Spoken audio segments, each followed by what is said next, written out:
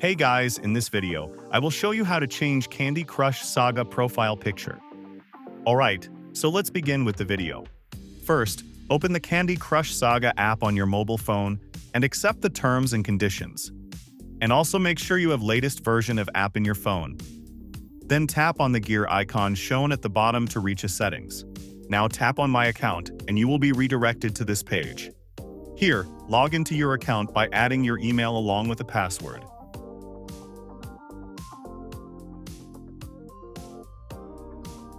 After that, you'll see the edit option under your profile picture. Here, you can change the picture by selecting another picture from your gallery. Here, you will see camera icon by which you can change the profile picture.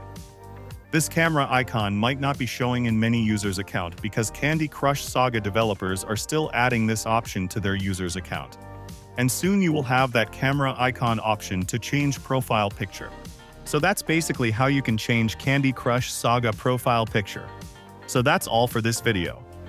Consider subscribing if you find it helpful. And I'll catch you in the next one. Thanks.